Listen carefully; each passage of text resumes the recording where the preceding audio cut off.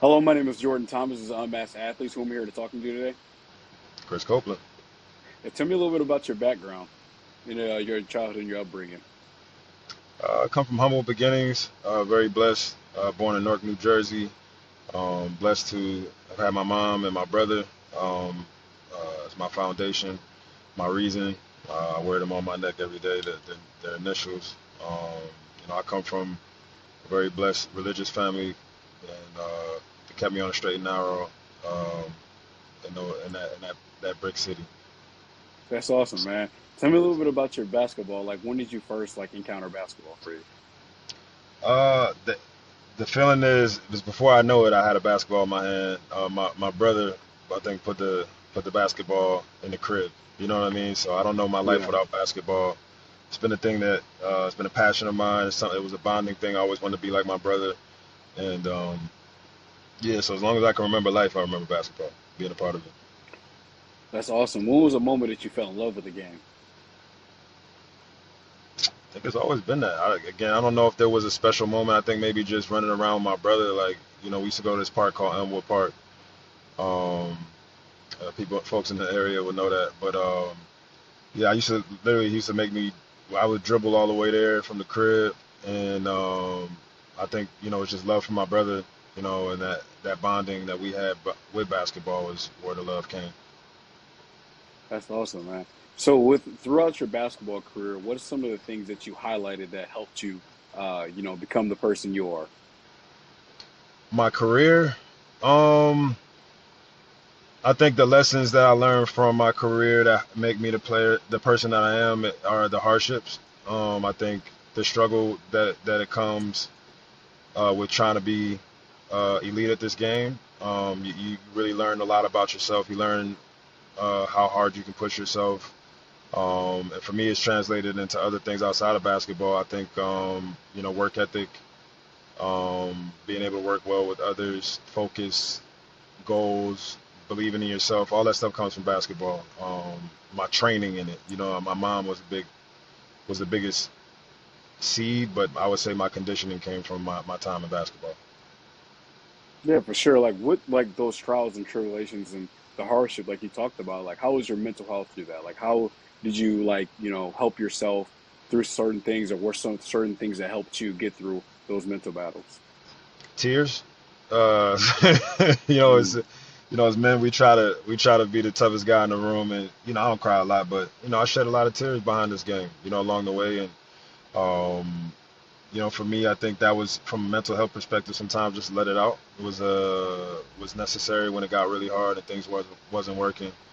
Obviously, my circle, my mom, my friends, were good for my mental health as well, but just finding time to breathe, um, and no matter what your body is doing. I'm also getting my master's in psychology, so I'm really big on mental health and us being humans and not trying to be too tough. Giving ourselves grace, I think, is important. So yeah, I shed some tears behind this, and I'm okay with saying that. That's awesome, man. I'm super proud of for you. I know as a man, it's kind of hard, especially as a black man as well. Like, it's hard for us to kind of speak up because we wasn't taught like that growing up. Be a man, get up. The basic stereotype things as a man that we have to deal with. Like, Yeah. with that, like, through all those mental health battles, like, why do you think some athletes don't come out and talk about their mental health? Because if I'm honest, I mean, I hope it doesn't go against what I'm saying. Well, you have to have both, though. You know what I mean? You have to get up. Like, all right, you cry. I'm not crying in public. You know what I'm saying? You gotta, find the best time to do it. You know what I mean? But you also have to have that. It's mission driven. You have to get up and go. You have to be able to do both. So I think because it's been such a thing that men don't cry, this, that, and the third, that guys are a little more shy to come out. And it's actually necessary to have that get up and go. Like, you can't cry all day. That's the truth. So, the work is done. The faster you get out of that space and get to being productive. So, often the ones that you see are successful, we're all human. We all have our moments where we doubt or we feel down and we go through it. I think the ones that are successful know how to bounce back quicker. So you Yeah, see for less. sure. I couldn't even, yeah, I couldn't agree more. I think how you talking about like, you can do both. Like, you know what I mean? You can't go kind of back on your word. Is that well? Because like you have to get up. Like that teaches you structure. That teaches you discipline. More importantly, it teaches you how to teach yourself accountability. It's not about how many times you fall. It's about how many times you get up. You know what I mean? Right. And you're walking proof of that. Yep. Throughout your whole entire basketball journey, what was the moment that you knew that you were going to the league? When they told me I made the team, I didn't. I never knew. I was. They actually played a joke on me. Mike Woodson. There was Alan Houston. There were a bunch of folks in the. I'm used to getting cut. To be honest, like I've been on. I had never made it. I didn't get to the NBA till I was 28, and I'm used to getting cut, and so I never knew I was gonna make it until they told me. You know what I mean? And they were like, "All right, so we're doing cuts today." And it was like the last day of cuts, and I was like, "All right, they're going it's another no." And they were like, "You're not gonna be one of them." And so that's it was all the way up to the final second for me. Yeah, for sure. Like when you got to the NBA, was you satisfied? Was it everything that you ever wanted, or was it like, oh, it's not as special that because I got here? All the above, bro. Like, yeah, that especially that moment where they said I made the team. Like I've said on other interviews and stuff that I feel like I heard the Pursuit of Happiness music. I don't know if you ever seen that movie when Will Yes, Smith sir. he's running down the stairs and like he made it. Called my mom immediately. It was my first phone call. Um, and so it was that, and then you got to go do the job, and then you deal with what comes with it. It was, I think they say net positive. It was way more positive than anything else. But yeah, then it becomes a job, and it comes with some other stuff. Yeah, for sure. Did you say like you finally made it to the NBA at 28? Like how was that journey getting there? Like how tough was that for you? Extremely tough. Mentally, physically. I didn't know. I had to go through quite a transformation overseas. I credit a lot of that to my coach Yves Dufresne, as well as my circle, my mom and close friends. But I credit that transformation when I went overseas. A coach I had for 2 years, and still got a good relationship with to this day. Um, got on me, and I had to go through. He used to say, success is not a destination; it's a lifestyle. And for me, I had to change my lifestyle. I had to focus, like, what was I eating? How was I training? Was I getting sleep at night? All these things that I took for granted being young. You get away with a lot. But until I focused, my mentality had to shift. I had to no longer just go out there and play well. I had to understand I had to dominate to get to the next level. So that transformation, I credit a lot to Eves, and um, I mean that's what it was very hard on all fronts, mentally and physically. Yeah, for sure. Like what are some of the things that like most surprised you throughout that journey where it's like, wow, I'm stronger than I thought I was at this. Like I know I can get through, to get through the dark tunnel to reach the light. What was that moment?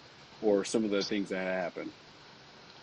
Um, I mean, again, I'm a human being. You have doubt, but you have to kind of have a certain crazy about you that's like, I can do this for real. Like no matter what it looks like. Because around 26 years old, it don't look like you're going to the NBA, for example. You know what I mean? So you have to have a certain uh uh crazy, to you. That's like no matter what it looks like, I can see this thing clear.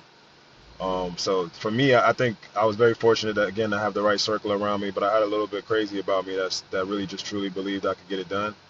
And I knew if I wasn't gonna get it done, I was gonna give people hell overseas in the process. That was kind of was my mentality.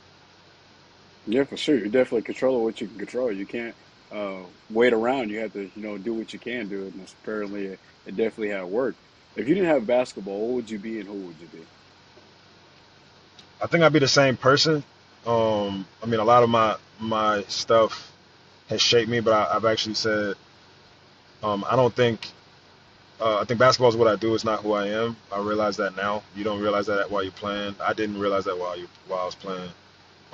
But basketball is just a conduit for my mentality, and it's just a way for me to show who I am, which is a hard worker and a good teammate. And I think that's who I am at the end of the day. Yeah, for sure. With your upbringing, your childhood, like what are some of the life lessons that you had learned that like keep you going? Like what motivated you? My mom, first thing always comes to mind when people ask me life lessons. My mom, my favorite life lesson from my mom. We had a few, um, but that would answer this is find a way or make a way. That's something that I kept hearing in the back of my head when things got dark, especially now when I'm trying to, launch a company and doing these different things. Find a way or make a way, and that's what we do. We get it done. That's awesome, man. Yeah, for sure. I love that. That's what my moms and my pops told me as well. And like with through all that, like like with your childhood and how much your mom has supported you, like how did that, you know, when you got to the NBA, like how happy was that moment for you to tell your mom that you was on the NBA team? There was from a basketball perspective, there was nothing better. There's no, I had a game winner, actually a couple kind of basically some definitely some big buckets in the league and some great fun moments and this and the third. Nothing was bigger than hugging my mom after my first game. Didn't play a lick, maybe 30 seconds or something. I think I missed a shot, but I had said I played in the NBA. Nothing was cooler than that, to me. Um, so yeah, just her and I's journey through this whole thing is the best part. That's awesome. Like, what resources and tools does the NBA give like athletes for their mental health? Like, how you think they can be better at that, but also given the resources for professional NBA athletes or just professional athletes in general, resources like to help with financially tools and help them with their mental health, find ways where they can open up and express how they feel because you obviously can see on ESPN, there's a lot of athletes, collegiate and professional athletes, taking their lives, which is very sad. Like, what things you think they can do to be able to help them out? I think they try, but it's more of a, I hate to say it, a box check. Checking boxes here and there. But I think every team has, from my experience, I've liked all the psychologists that I've seen on each team. That's an attempt at helping guys with their mental health. I would like to see them implement older players on teams. I think you should have like a mandatory veteran presence. I think it's big for mental. I know for me as a rookie, coming in, Kurt Thomas, Kenyon Martin, Marcus Camby, Jason Kidd. I feel terrible saying names, so I'm sure I'm gonna slip somebody's. But I was very blessed to be on a team with OGs that like literally, I'm in the garden, bro. Like say what you want to say, but like I went from playing in front of 2,000 people to a lot more in Madison Square Garden, right? And it's a little bit different, you know what I mean? So I was very fortunate to have those guys with me that helped me with all facets, not just basketball, but life, which is the mental part, right? So I think, having the right people around can help these guys through this massive transition that, most people can't even understand. Um, so yeah, I think keeping some old heads around is a good idea. Yeah, for sure. I couldn't agree. I feel like you can learn a lot of life lessons. You can learn from their mistakes, especially, being a rookie. Like I can't imagine having Jason Kidd like right by me. That would be like Yeah. a every kid's dream to be right there. Like what are some of the lessons like obviously the OGs had taught you? Like what made you change your perspective from being, a basketball player versus a professional as well? It's great. It's funny you say Jason Kidd. Jason Kidd, we did ice stuff together. Not all the time, but a few times, and he would tell me about, body maintenance. This is important for you to go to have a long career as a professional. To have a long career, you got to take care of your body. Um, you know, uh, Something as simple as for Kurt Thomas to tell me, "Don't worry about that shit, son." You know what I mean? Like uh, uh, that's huge. You know what I mean? It's huge for a rookie. Like, and they all attacked it from different perspectives. Can be kept it fun. He was my biggest hazer. You know what I mean? But he kept my year fun. He the one put me in the onesie, and he got me my Disney princess backpack. He kept it fun. And it's stressful, man. It's a stressful gig, and I ain't here to, you know, with the violin or whatever about it, But it's a challenge for sure. And I was very fortunate to have those guys with me. Yeah, for sure. Like do you ever feel like you felt pressure when you were there, like to not only be compete, for a spot, but compete against yourself. Do you ever feel like you had pressure every time you stepped on the court because you had expectations, or you just had too much expectations for yourself? I played at Madison Square Garden for the New York Knicks. No, you definitely. That's why I'm asking that question. Yeah, there's a little bit of pressure there. And I'm a Jersey kid, so I felt a little bit more, just being home. But um, yeah, it's what comes with it. It's what you sign up for, and it's uh, it's no fun when it ain't going right. But when it is going right, it's what you work for, and it feels really good. And I'm blessed to have all those experiences, to be able to understand the good and the bad. It was great. I feel like at times, pressure can cause a lot of mentally. Like I feel like when you're not mentally good, you're not going to be able to perform the right way. Absolutely. Throughout that journey of playing for New York Knicks, I see that you also play for the Indiana Pacers. Like, how was that process playing for these teams? And being a Jersey kid and like obviously going through the Knicks, like I knew that was a surreal moment. Like, what was that moment where you like, okay, I finally made it? I finally made it moment is the one I spoke on with me and my mom, but I would say when I had 29 and a half, I was like, oh, all right, I can do this. That was a moment for me. Like all this time, like you're always trying to prove it to the world or people who doubted you, this, that, and the third. But really for me, it was trying to prove it to myself that I belonged and that I belonged, whatever. And I remember, uh, like I think Melo was out, Jr.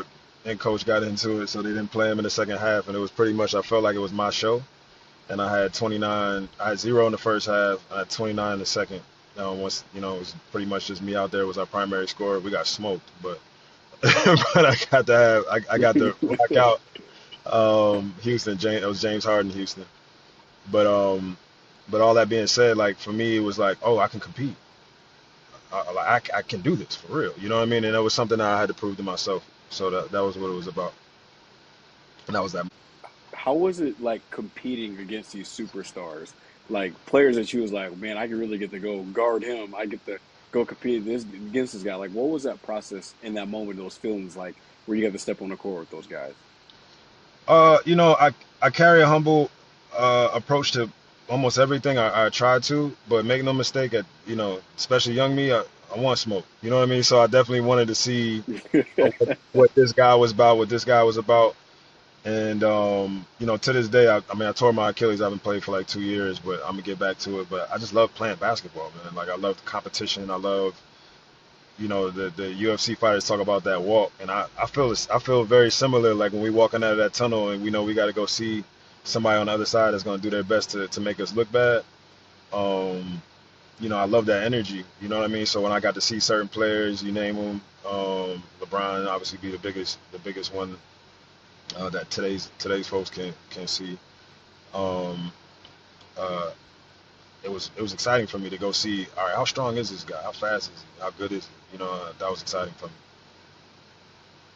Yeah, for sure. Like I bet you those moments you'll hang on for the rest of your life, and you'll be able to tell your family from a long time. After their basketball career, like how was that feeling? Was you a little bit scared, life after basketball? Again, your whole life you do one thing, and that's playing basketball. Like, was you ever afraid of like what life after basketball would be like, or hesitant? I can say. The truth is, I never consider it. It's just I'm gonna play basketball. You're a kid, and you say if I make it to the NBA, that's it. You happily ever after, right? And you feel like that's it, and then you get in it, and it's like, oh, this like me now, like there's a whole lot of life left, and so I would say I wasn't scared in the moment. I would say when it ended, it got very scary. It got very dark. It got very who am I? It got very how do I justify myself as a person in this world? I'm an athlete, right? No, I'm a person. You have to learn these things with other talents, with other skills, and other things I can add to society other than being entertaining. So these are the things that I had to find out on the fly, and I think a lot of guys struggle with that because our whole life is consumed by this one thing, and then we got to adjust. So, but we don't really see it coming because we have to be so intense in our training. We don't got time to think about not or the all these other things. To be great, you have to really give your all. So you don't really look this way. in that way. But it comes, and then you gotta look around and be like, all right, this thing is over. Now what do we do? So it was scary when it ended, because now you ask all those questions, but up leading up into it, you don't even think about it. That's awesome, man. Like I had to ask that question because like I always want to know, being at the highest level, obviously you're doing what you love, you got your dream, you make enough money, but there's always more. Like how you kind of hit onto it, you're more than your sport, you're more than just an athlete. And for you to be able to speak out and say that, like other athletes can be able to see that and understand like, I'm more than just I can pick up a football, pick up a basketball or a baseball like what you're doing right now. You just said you're starting up your own business, so it's like you're a true walking stone and stepping stone for athletes to be more. And I just want to say thank you, and I appreciate you for saying that because that's my whole entire goal of the podcast to let athletes know, like whatever God's willing, you can walk away from the sport any moment you want. But after that, that's up to you what you decide. Every tool that you learned from school, every tool that you were gifted, like how your mom, what she was telling you, like, look at you now. Like, everything that you were taught and now is built in you. It's not built on you, it's built in you. So Amen. that's something that I just want to say, like, I'm super, happy and proud. I look up to guys like you all the time, and I'm trying to, keep a platform for you. But with that being said, like, looking back at your career, what are some of the things that, you would tell somebody that's going through the exact same journey as you? What advice would you give them? Um,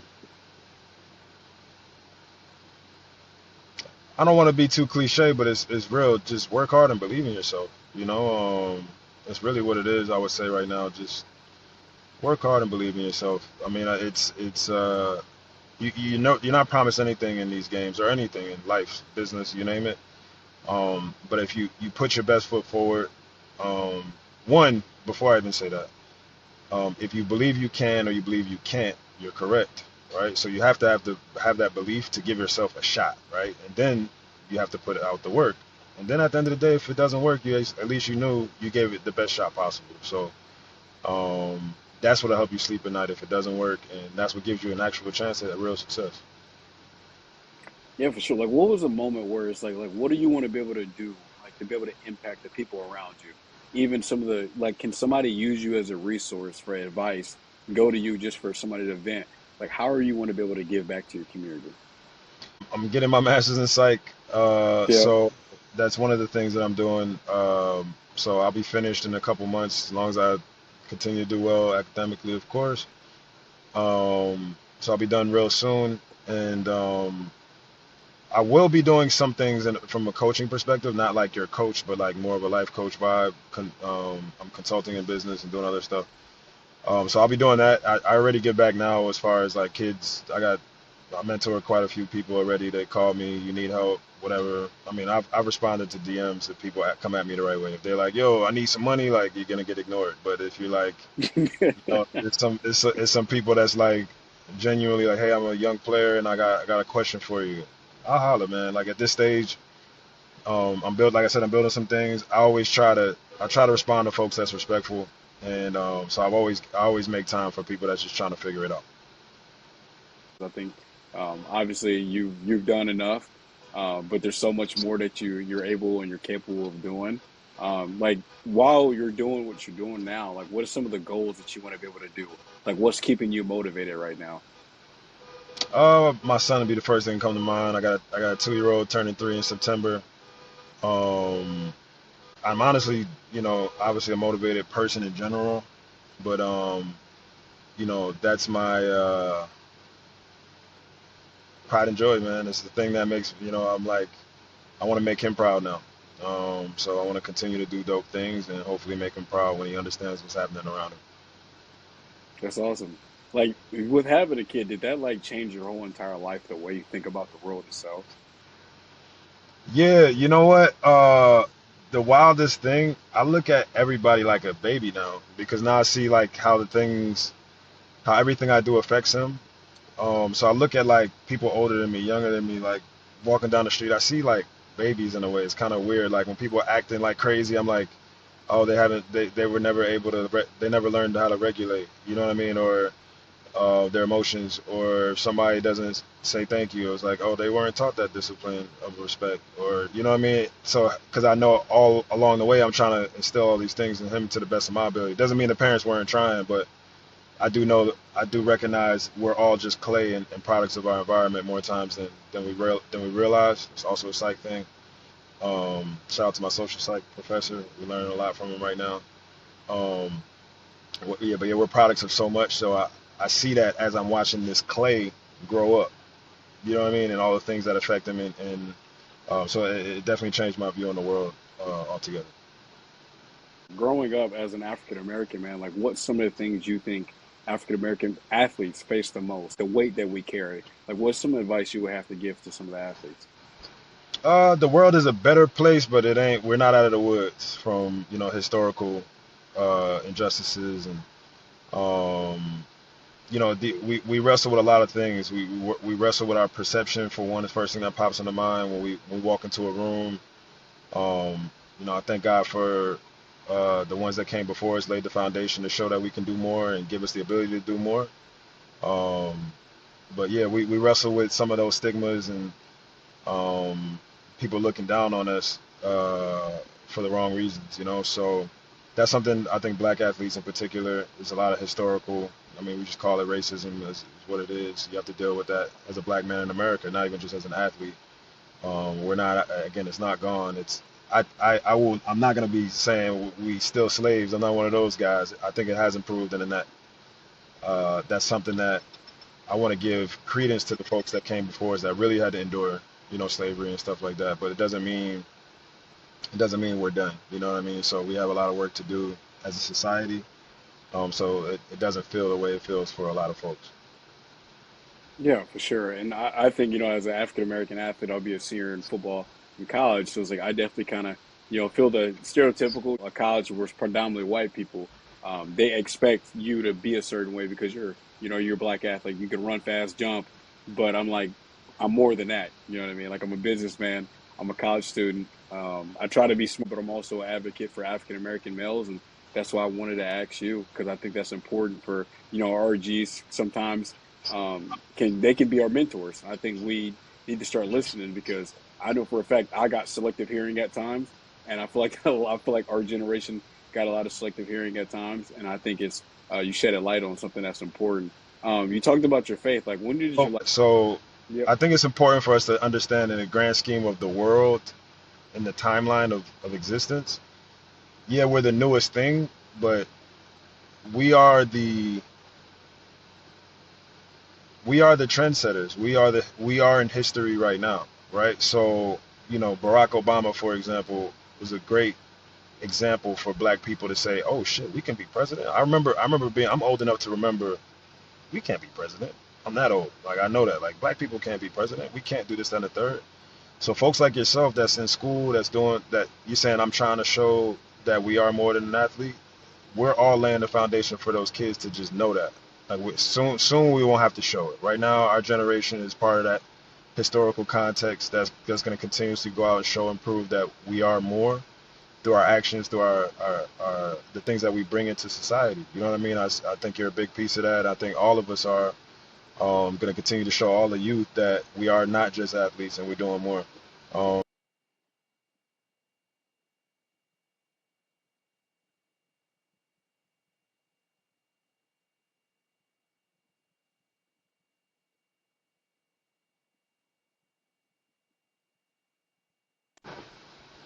Sorry, I got a call. That kicks me out different.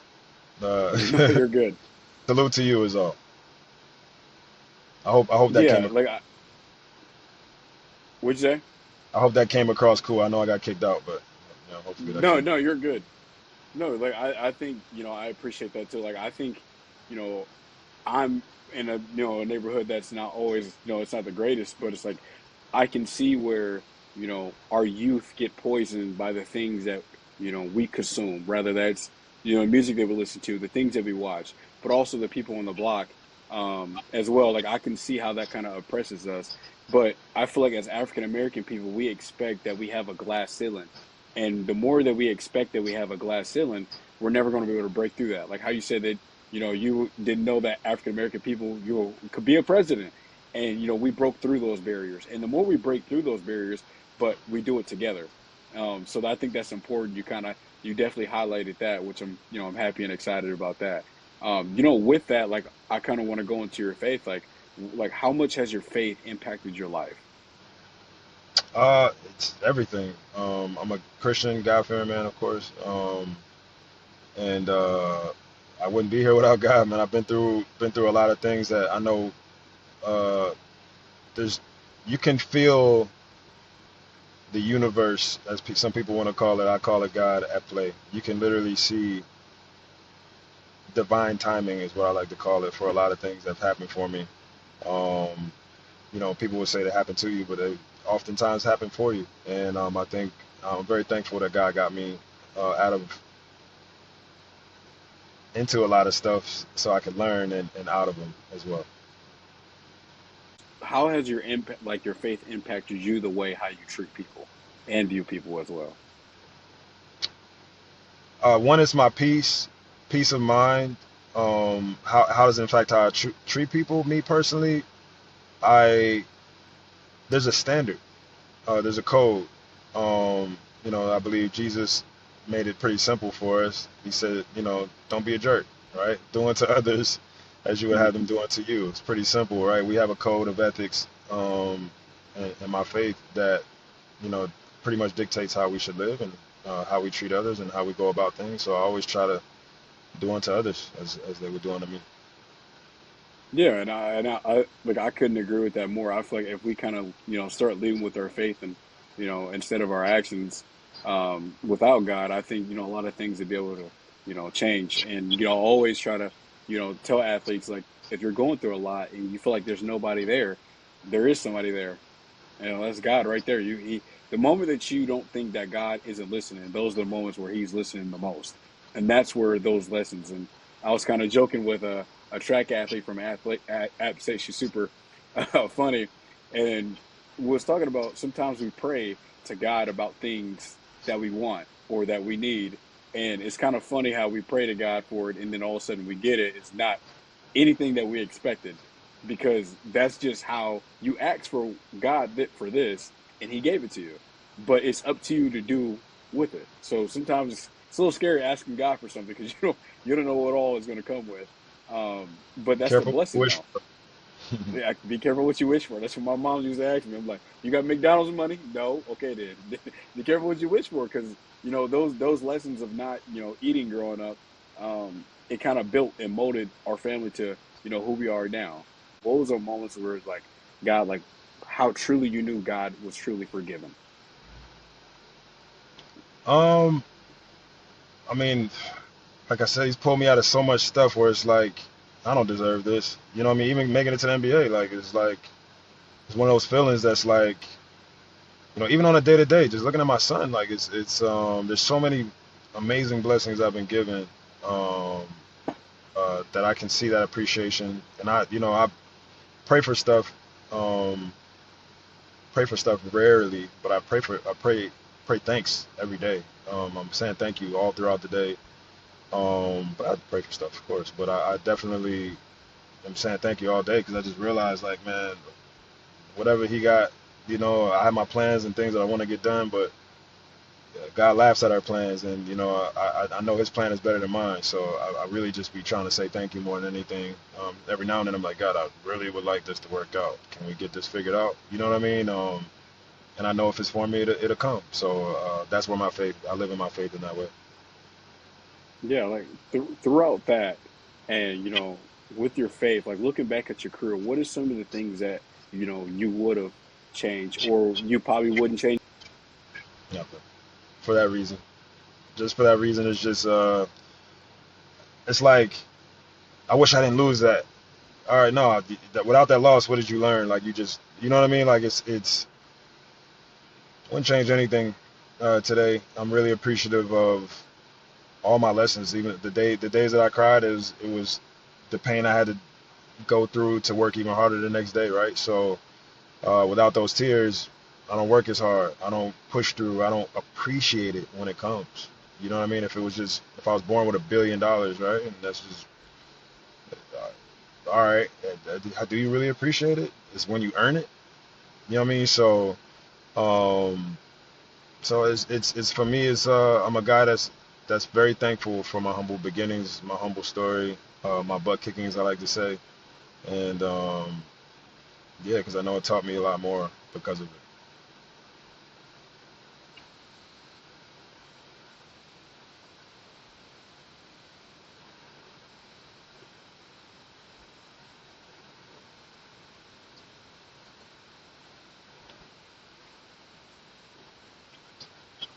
Me, I have my support system. I have my folks that I lean on for whatever I need. Um, so if you want to support me, you'll see some of the things we're coming out with. Support the platform, talk about it, share it.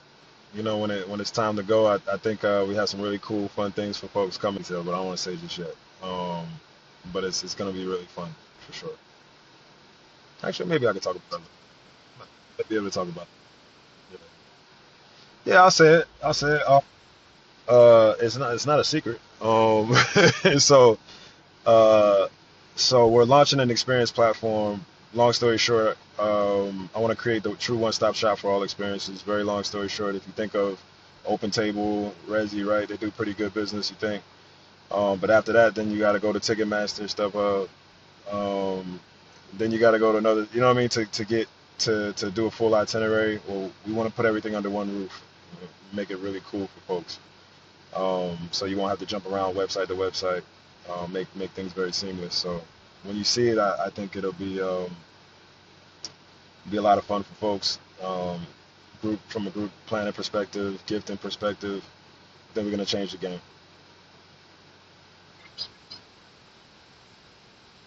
So you're gonna see it soon. Sure.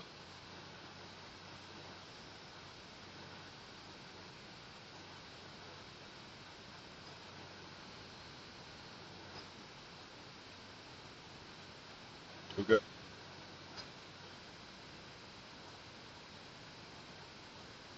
We'll do.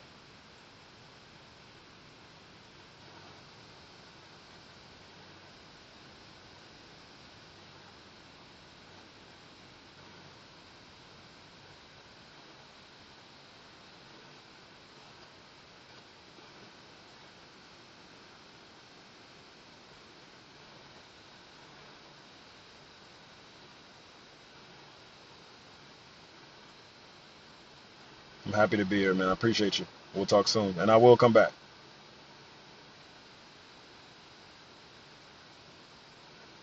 Find a way or make a way.